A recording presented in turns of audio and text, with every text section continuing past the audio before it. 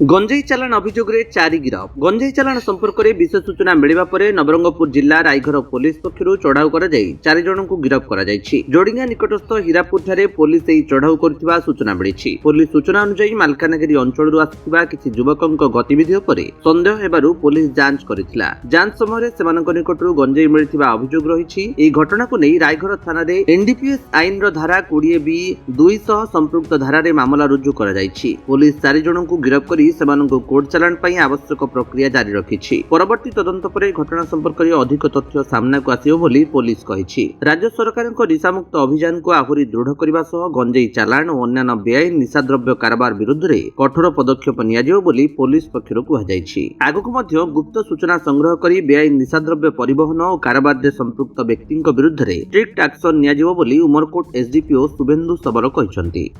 देखंतु आज दिन 9 रे हमरो रायघर आईएससी और टीम गोटे इनफर्मेशन पाइथिले। से इनफर्मेशन को बेस करके से माने जाइकी जगिकी रहिले हीरापुरा जो जोड़िंगा पाखरे। तो से समय मालकानगिरी बालीमेलारू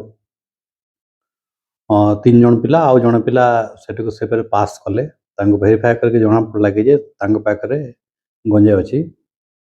तो संगे संग आम ऊपर ऑफिसर को जनले एसपी को जनले आउ कनसर्न तहसीलदार को जन तलाशी नाला पर जना लगे पाखे गंजेई अच्छी।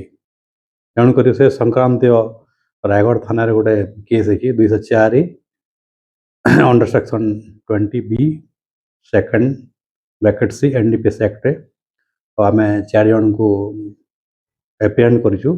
पाराफानिया सरला परवर्ती कार्यक्रम करूँ। देखंतु हम राज्य सरकार निशामुक्त अभियान रे हमें वर्तमान एसपी साहब को निर्देश अनुसार जो भी एमती गंजेई चालान थी आम स्ट्रिक्टली एक्शन नेबू। एणिकी आउ टे जोरसोर इनफर्मेशन कलेक्ट करके जिते भी इलीगल ट्रांसपोर्टिंग थी इलीगल पोजिशन थी स्ट्रांग एक्शन। रायघर अभिषेक बेहेरा रिपोर्ट विश्व विजयी न्यूज ओडिशा।